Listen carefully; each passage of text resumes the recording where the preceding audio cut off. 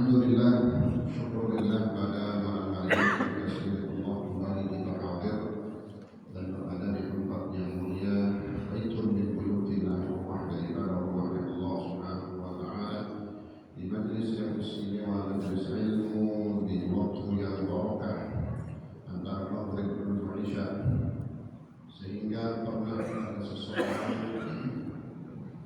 bertanya kepada Syekh Junaid Al-Baghdadi. Syekh Junaid Al-Baghdadi pernah ditanya oleh salah seorang muridnya. Kata murid ini, ya Syekh,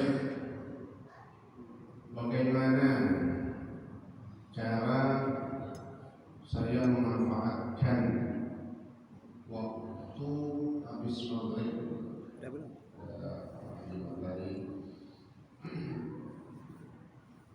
Syekh, emang kenapa ya? Emang di mana ya? Maghrib itu kenapa, ada apa ya? Kata murid ini, kalau saya berpuasa sunnah,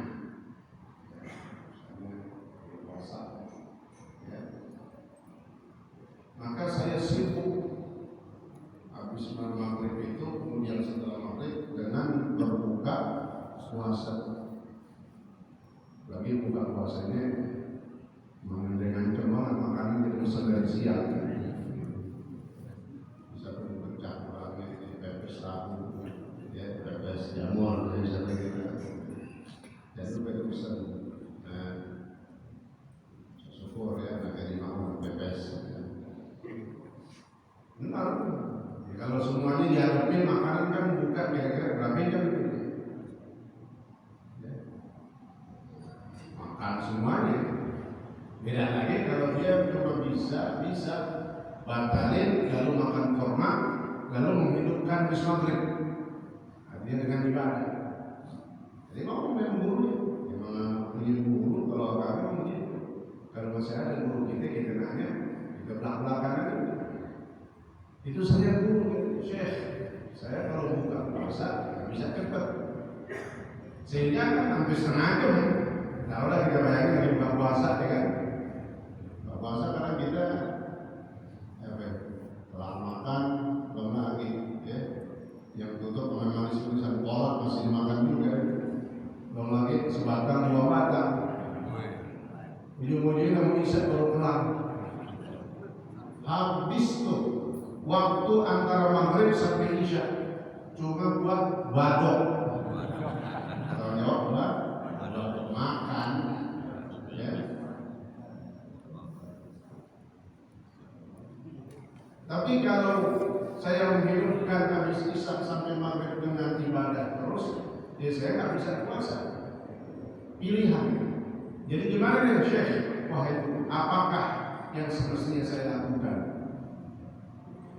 Maka kata Syekh Junaid Al-Baghdadi, beliau berkata rahimahullah, kalau dengan sebab kau berpuasa, ya, artinya dengan sebab kau berbuka puasa, lalu kau habiskan waktumu habis maghrib sampai isya atau mungkin separuhnya hanya dengan makan saja, kan menyia-nyiakan waktu. Kalau memang seperti itu, lebih baik kau tidak usah berpuasa sunnah ya, puasa sunnah juga. Artinya lebih kau pilih utamakan menghidupkan, mengisi waktu dari maghrib sampai isya dengan kau melakukan ibadah di dalamnya, dengan kita berzikir ataupun membaca ratib. Alhamdulillah, kita bukan sholat sunnah tapi duduk di majelis ilmu, ini yang paling besar pahalanya. Maka saya sering sampaikan, mabaina isya'i, waktu antara maghrib sampai isya adalah waktu yang barokah dan waktu yang mustajabah. Alhamdulillah, bersyukurlah kita yang bisa memanfaatkan waktu habis maghrib sampai isya untuk kebaikan-kebaikan, dan mudah-mudahan Allah berikan kita istiqamah, kekuatan untuk terus melakukan apa yang diperintahkan oleh Allah Subhanahu wa taala sampai akhir hayat kita. Tidaklah kita bosan, tidaklah kita kenyang, tidak merasa cukup dari melakukan amal-amal soleh, kebaikan-kebaikan dan ketaatan ini sampai kita meninggal kita insyaallah dalam keadaan beribadah husnul khatimah. Amin ya rabbal alamin. Mari kita lanjutkan pelajaran kita dalam kitab Irsyadul Ibad ila Sabil Rasyad. Bismillahirrahmanirrahim. Qala Syekhul Mu'allif rahimahullah ta'ala bihi wa adana an-naf'a bihi wa bi'ulumihi wa bi asrarihi fi darain amin. Sampai mana itu? Syurutut tawaf. Ya, syurutut tawaf. Wa syurutut tawafi sama wa syurutut tawafi. Adapun syarat-syarat tawaf. Wa syurutut tawafi taharatun wa satru auratin wa ibtida'un bil hajaril aswad wa muhadatuhu bi kulli badanihi wa ja'lul baiti an yasarihi wa hiya afdalu min ghairil ma'thuri. Wa qala al-ulama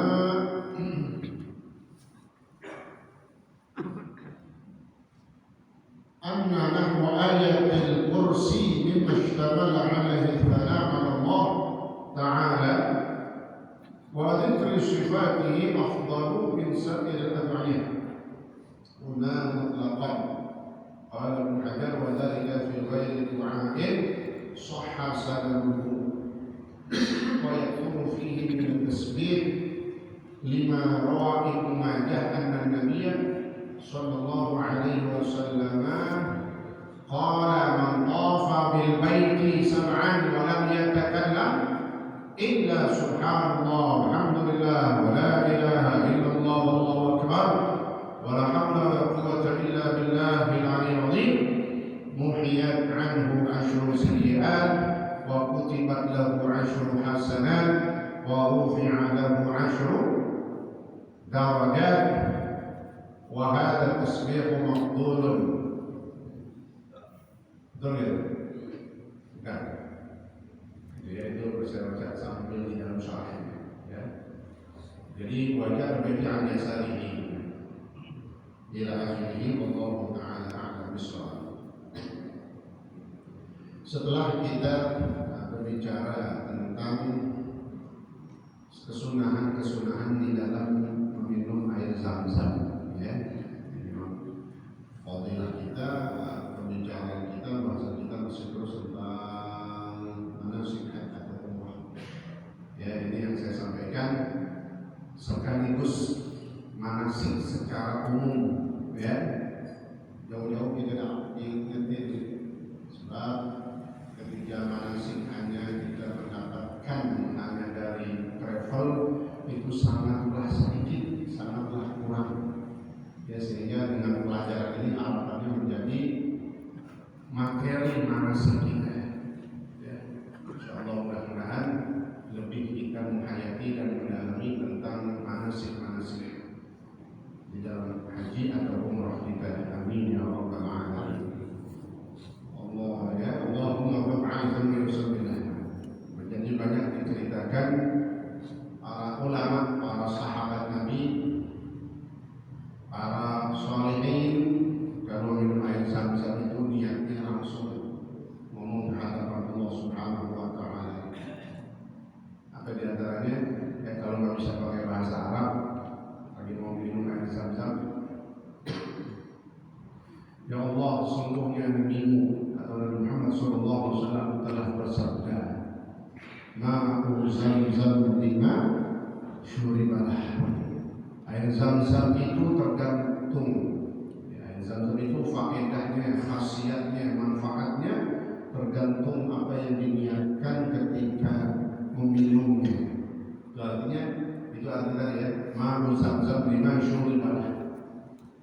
Sesungguhnya Nabi Muhammad SAW telah berkata, ma'u Zam-Zam lima syuribalah, dan saya minum untuk ini. Di sini di dalam syarah atau penjelasan disebutkan wa kana Ibnu Abbas idza syaribahu. Di situ ada ya, saya baca di dalam penjelasan ulama, keterangan-keterangan. Diceritakan Sayyidina Ibnu Abbas, Abdullah bin Abbas. Kemarin kita ke Taif. Di Taif itu ya kuburnya Sayyidina Abdullah bin Abbas. Makam disebutnya Ibnu Abbas. Ada gapura itu makam beliau. Sehingga masjidnya dinamakan Masjid Ibnu Abbas, di mana dikubur di samping tempat sholat ibu-ibu atau perempuan di sini. Memang kemarin tertutup rapat, nggak ada kesempatan kita masuk, sehingga kita cuma bertawassul dari samping temboknya. Di situ kuburnya Ibnu Abbas. Kemarin alhamdulillah kita sampai ke sana ke Taif, ya. Kalau yang mau lihat tayangannya udah ada, itu tayangannya di YouTube, ya.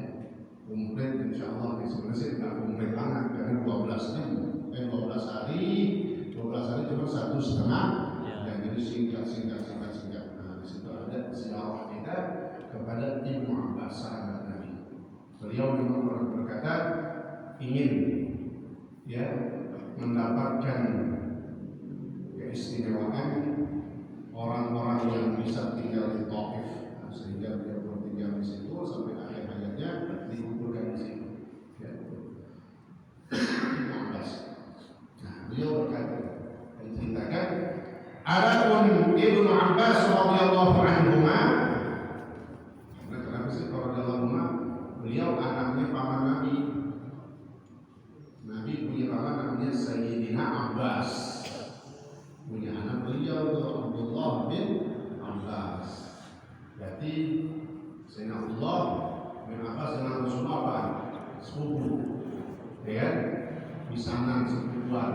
Karena bapaknya ayahnya Rasulullah Sayyid Abdullah dengan Sayyid Abbas adik kakak. Jadi sama-sama sepupuan. Juga sahabat Rasulullah. Sayyidina Abdullah bin Abbas selain misanan sepupunya Rasulullah, juga sahabat Nabi yang mulia. Beliau kalau minum air Zam-Zam diriwayatkan doanya apa ini? Allahumma inni as'aluka ilman nafi'a wa rizqan wasi'a wa shifaan min kulli da'. 3 permintaan.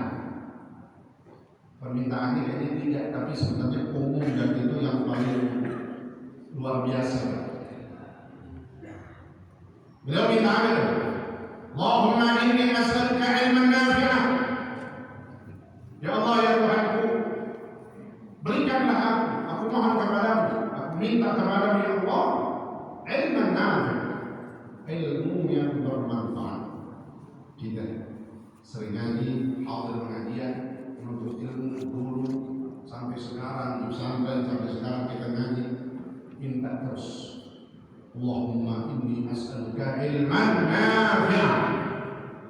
Beliau Sayyidina Abdullah bin Abbas atau Ibnu Abbas ini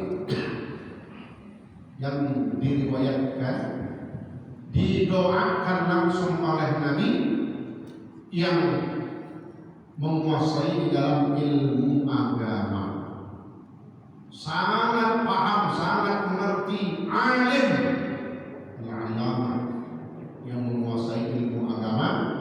Itulah beliau Ibnu Abbas. Beliau juga orang yang pakar, ahli dari kalangan para sahabat, yang paling pakar, yang paling bisa mentafsirkan makna dari firman Allah Subhanahu wa taala. Mufassir di kalangan sahabat. Kok bisa beliau mendapatkan keistimewaan itu? Karena beliau Ibnu Abbas radhiyallahu anhu pernah langsung didoakan oleh Nabi. Apa kata Nabi? Allahumma faqihhu fid din wa 'allimhu ta'wil.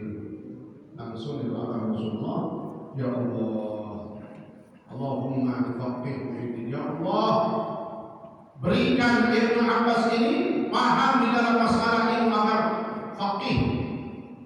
Al-fiqh lugatan al-fahm, paham. Sangat paham tentang ilmu agama. wa'allimhu ta'wil, dan ajarkan, berikan Ibnu Abbas ilmu dalam mentafsirkan makna firman Allah, tafsir atau takwil. Ya, itu Ibnu Abbas. Beliau berakhir kalau kalian kapan-kapan minum air Zam-Zam, ya, kalau belum sempat ke sono, lalu minum Zam-Zam dan ke rumah. Mari kawan-kawan kita, saudara kita yang pulang dari Nurul, ya, tanyain dulu saya air Zam-Zam. Umumnya ini kayak Ibnu Abbas. Yang pertama kan minta ilmu nafi'. Apalagi kalau di sono, di sono kan enak kita berkali-kali. Niatnya banyak-banyak ini. Niat banyak-banyak ini. Ini kita pakai niat Ibnu Abbas. Kemarin niatnya Ibnu Mubarak, ulama sufi terkenal. Ya, niatnya kemarin. Ya Allah, aku niat dengan minum air Zam-Zam ini untuk menghilangkan bukan saja kehausan di dunia, tapi kehausan di akhirat. Jadi nggak merasakan kehausan di padang mahsyar. Ya, ketika diceritakan orang-orang itu pada kepanasan, kalau panas gimana saking panasnya, haus, kering, kerongkongan kering. Nah, beliau minta, ya, dengan minum air Zam-Zam ini ketika di dunia, maka jangan kau berikan aku haus ketika di akhirat, ya, merasakan keteguhan itu maksudnya. Ya. Minum air Zam-Zam. Yang kedua, Ibnu Abbas minta niat wa rizqan wasi'an.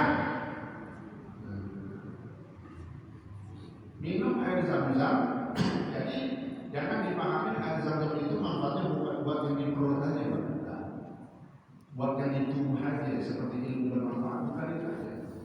Wa rizqan wasi'an.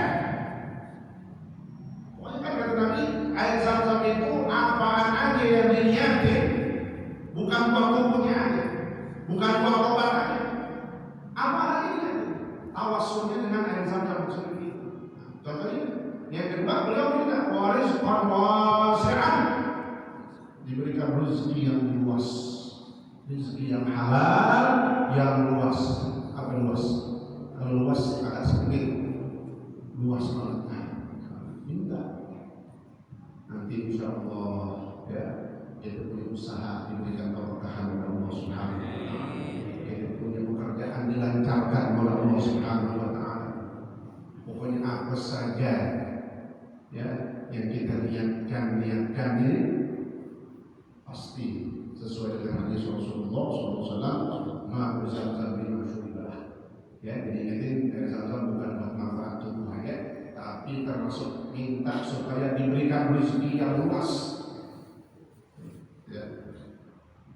Yang ketiga, wa syifaan min kulli da', dan aku minta kepada ya Allah, air Zam-Zam ini, aku minum air Zam-Zam sebagai syifa, apa? Obat dari segala macam penyakit, zahir batin. Penyakit zahir batin, zahir tubuh yang kita rasain sakit-sakit di badan kita, di fisik kita, di jasad kita. Kalau masih ada air Zam-Zam, minumin. Ajarin niatnya, ya, warga kita yang meminum supaya mungkin sembuh dari penyakitnya. Dengan meminum tadi, ya, kalimat pertama hadis Nabi, Ma'u Zam-Zam lima syuribalah. Dia baru kita niatin, saya niat minum Zam-Zam ya Allah untuk kesembuhan penyakit saya, penyakit ini, zahir dan batin, bukan penyakit zahir batin. Usaha juga kita mengobati penyakit-penyakit batin, penyakit hati. Itu diantara niat-niat para ulama, para sahabat ketika minum air Zam-Zam. Nanti kapan-kapan kita insya Allah kesana, ya, kan enak tuh minum berhenti-berhenti. Kita ingat ya kajian-kajian ini. Nah, kalau dilupa, ingat aja, klik aja YouTube-nya, penonton YouTube dulu dah, minum apa dia kita. Ya, insya Allah menjadi bermanfaat. Amin ya rabbal alamin. Wa yusallu an-dukhul ila al-irim. Dulu kalau masih ada sumurnya, Sunnahnya melihat ngomong. Kalau masih ada sumurnya, ya, karena nggak ada. Wa yusannu an yunabbih minhu ala ra'sihi wa wajhihi wa sadrihi. Habis minum dulu. Minum selesai. Boleh kita membasuh, mengusapkan dengan air zam-zam itu kepada mana? Ke kepalanya. Saya sholat turun ke wajah, langsung ke bawah. Itu setelah minum, bukan begitu. Jangan belum minum ngapa-ngapain dan langsung banget. Minum dulu. Orang kita kan begitu kadang kalau nggak dijelasin, ya semau-maunya aja. Harus ada adabnya, ada urutannya gitu. Ya. Nah, selesai pembahasan tentang air zam-zam. Masuk dalam kajian tadi. Wa syurutut tawaf. Adapun syarat-syarat tawaf, yaitu ketika tawaf syaratnya yang pertama taharatun. Apa taharat?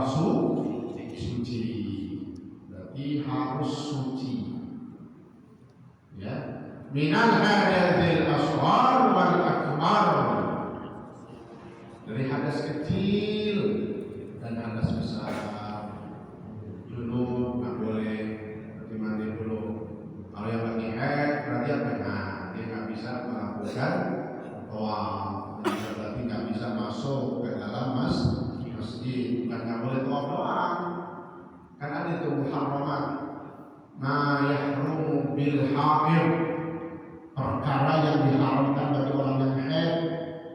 Bukan saja dia nggak boleh sholat, juga nggak boleh tawaf, tapi juga dukhulul masjid, nggak boleh masuk ke dalam masjid. Maka orang-orang perempuan kita seandainya memang Allah tentukan, ya, di sholat datang apa ini mensnya, ya udah Jawa berzikir, berzikir, karena baca Quran pun nggak boleh, tapi berzikir bagi sholat kepada Rasulullah dengan niat-niat Allah, minta supaya jangan sampai bulan ini nggak dapat umroh di sana. Nah, pasti orang di sana tempat mustajab, ya, daerah-daerah mustajab lagi minta itu.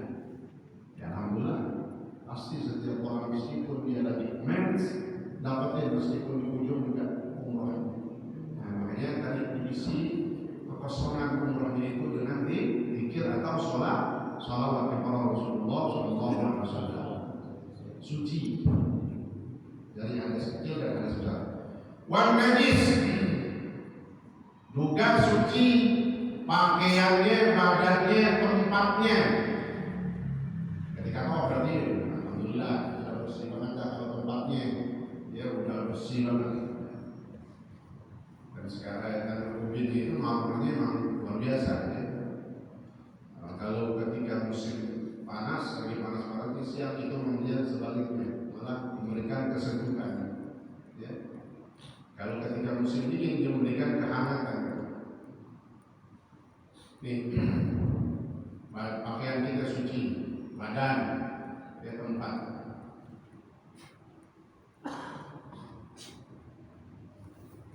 Itu, ya. Makanya kemarin kita sampaikan sangat penting ketika umroh di dalam khususnya nanti ketika dia tawaf, dia akan beradu kakinya, tangannya dengan perempuan lain yang bukan mahramnya.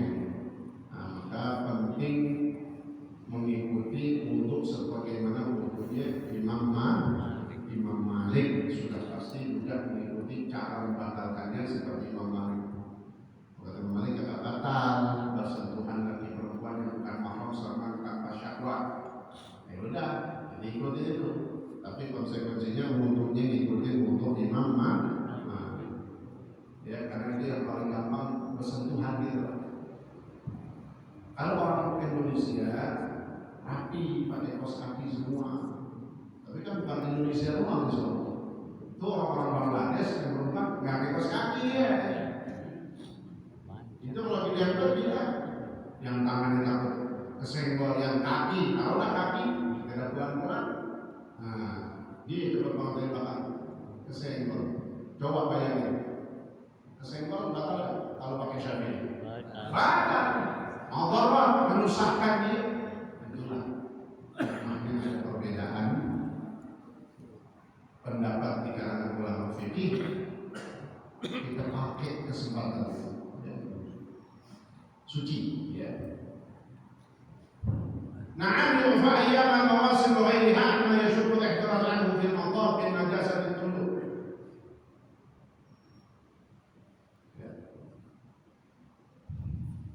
Fa in kana faqidan li sadri jaza. Tempat-tempat dan ada pertanyaan. Ya. Seandainya nanti di tempat tawaf itu ada najis daripada air burung misalnya. Seandainya itu yu'fa, karena memang susah dihindari, ya.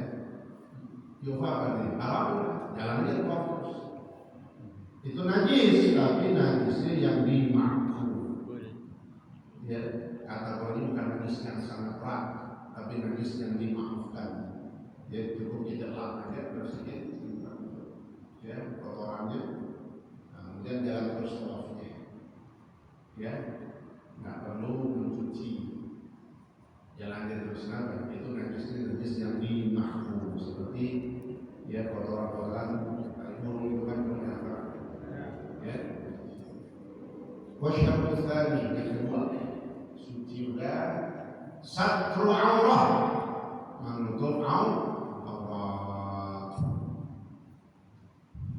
Kalau perempuan jelas ya menutup seluruh tubuhnya kecuali wajah dan kedua telapak tangan, ya, kedua telapak tangan. Zahir batinnya orang banyak pemahamannya yang boleh kelihatan ini doang ini. Ya apa ini kelihatan zahir batinnya. Ini nanti maka telapak tangan ini, yang kedua tangan, ya. Al-wajhul kafain, zahir batin harus buka wajah dengan kedua telapak tangannya, yang lain tutup rapat. Ya. Kata pertanyaan tadi, kenapa tuh orang-orang kayak Bangladesh perempuannya kok nggak pakai menutup? Ya kalau menurut mazhab kita ya mereka nggak sah. Kalau menurut mazhab kita nggak sah, karena berarti dia membuka aurat. Perempuan ya, kita nggak tahu nih mereka ngikutin model di mana sih, apa ya, nggak ada yang ngajarin, Allah a'lam.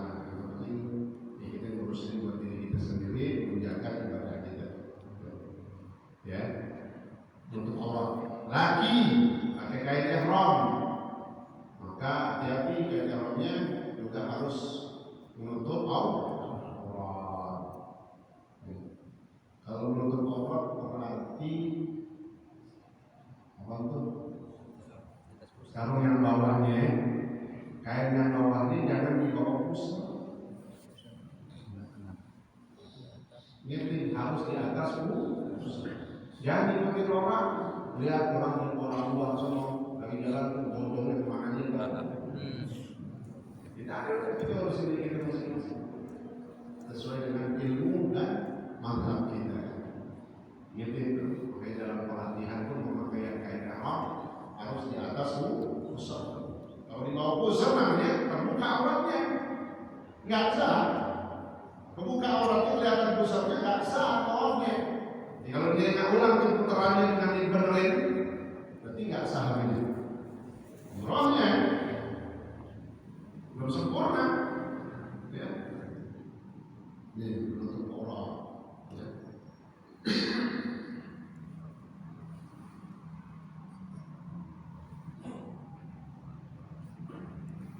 Di sini dikatakan, wa man tawafat minal nisa'il haram al-makshufat ar-rijli aw shay'in minha tawafat kashifat al-jism min ra'siha lam yasihha tawafuha. Maka siapa orang dari perempuan-perempuan yang merdeka, yang ketika tawaf, ya, membicarakan aurat tadi, dia terbuka kakinya atau sedikit dari kakinya. Apa contohnya? Oh, kakinya robek. Hati deh, makanya jangan tipis-tipis banget. Dia sekali pakai, kalau sobek kelihatan ya? Kelihatan. Syai'un minha, sedikit dari auratnya terbuka, itu namanya terbuka aurat. Ya. Au tawafat kashifatan juz'in min ra'siha, atau yang perempuan ini juga ketika tawaf terbuka kepalanya separuh, pakai kerudungannya, rambutnya kelihatan, jangan sampai banyak rambutnya, walau syakrah wahidah, kelihatan satu rambutnya. Kalau dia nggak langsung benerin, kasih tahu kelihatan rambutnya, benerin langsung. Kalau dia nggak benerin, hatta wahabat syahratun min syahri ra'siha, kelihatan satu rambut dari rambut kepalanya. Ini penting perhatian banget ibu-ibu perempuan, ya. Maka lam yasihha, nggak sah tawafnya. Kalau tawafnya nggak sah, maka berarti kalau dia pulang dengan dia perbaiki auratnya, dan dia ulang, maka dikatakan tidak jadi, tidak sah umrohnya. Sayang rugi jauh-jauh, ya, kita keluarkan harta kita, tubuh kita, tapi ingatannya tidak memenuhi syarat sahnya umroh atau haji. Wasyaratul tsalits, yang ketiga, habis dengan soal apa? Wa batida'un bil hajaril aswad, yang wajib harus syarat di dalam tawaf memulai dengan hajar aswad, ya. Maka ketika manasik ditekankan lagi, ingetin, ya, sebelum masuk hajar aswad, lihat di situ ada yang paling gampang kita lihat lampu hijau. Lihat untuk menjadikan mulai kita ini benar, jangan asal-asal aja, jangan kira-kira. Memulai dari situ, ibtidah bil hajar aswad, ya. Itu sampai hajar aswad, ya. Dia nengok ke urusan hajar aswad sambil mengangkat tangannya, ya, istilah Bismillah wallahu akbar. Ada ngomongnya Bismillah wallahu, bukan Allah akbar. Bismillah wallahu akbar. Sama juga itu waktu lewatin rukun yamani. Sebelumnya kan berarti mau selesai putaran pertama, kan mau selesai lewatin rukun terakhir tuh, itu namanya rukun yamani. Bersama juga angkat tangan dalam mazhab Syafi'i, ya, Bismillah wallahu akbar. Kemudian disitu sama sebagaimana tadi juga memulai dengan hajar aswad, Bismillah wallahu akbar, ya. Di dalam rukun yamani katanya, salah satu rukun yang beda dengan dua rukun yang lain, rukun Iraq dan rukun Syam, kan kubus itu, ada 4 sisi kan. Sisi yang pertama kan hajar aswad, sisi yang kedua rukun Iraq, yang ketiga rukun Syam, ini rukun Yaman. Kenapa hanya disyariatkan mengangkat tangan melambaikan dari 3 rukun kan? Rukun Syam, rukun Iraq, Syam, Yaman. Kok cuma rukun Yamani? Karena hadis sesuai. Dan mengatakan, "Idza marartum bil Yamani," gitu ya. Kalau kalian melewati rukun Yamani, maka lambaikan tangan kalian dan berdoalah.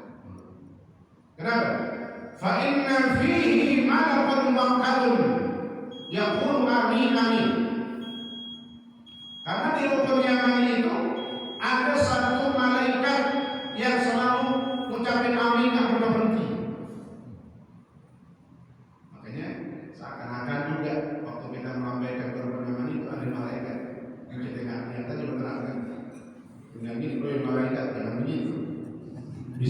Allah. Cukup kita paham dari hadis ini. Ada satu malaikat. Riwayat yang kedua ada mengatakan ada 70 malaikat di sini. Ada dua riwayat. Yang pertama mengatakan satu malaikat, tapi beda. Dua riwayat beda. Kalau hadis Nabi yang pertama mengatakan satu malaikat, itu malaikatnya aminnya nggak berhenti. Amin, amin, amin. Jawab. Kalau yang riwayat kedua ada 70 malaikat mengaminkannya kalau ada orang yang berdoa. Nah, subhanallah. Ini pengen kita cepat-cepat lari insyaallah. Semoga habis lebaran Syawal, insyaallah Syawal. Ya. Habis lebaran dan jamaah sekitar sini saya udah bikin vlog kalau mau mendaftar kepada Ustaz Al-Khatib atau Ustaz Al-Muhtasim. Kalau jamaah sekitar sini yang mengikut keberangkatan habis lebaran atau umroh Syawal. Nanti masing-masing keluarga saya tentukan kepada siapa kalau yang mau safar nama dulu. Insyaallah mudah-mudahan Allah berikan kita ilmu yang manfaat, panjang umur, sehat walafiat, rezeki yang luas, amin ya rabbal alamin. Al-Fatihah. Bismillahirrahmanirrahim. Alhamdulillah.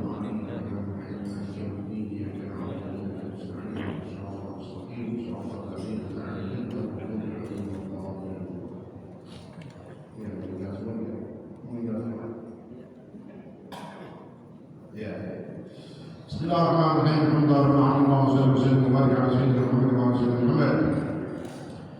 Allahumma ighfir lana wa lana wa bani taqdir bulan inna binti bulan murasiyah binti Sadraja Bapak Haji Jamil Bapak Kampung Sarkar bin Malari Bapak Sadraja bin Bulan Bapak Haji Muhammad Amin Bapak Haji Darajah Haji Marzuki Bapak Haji Sayyah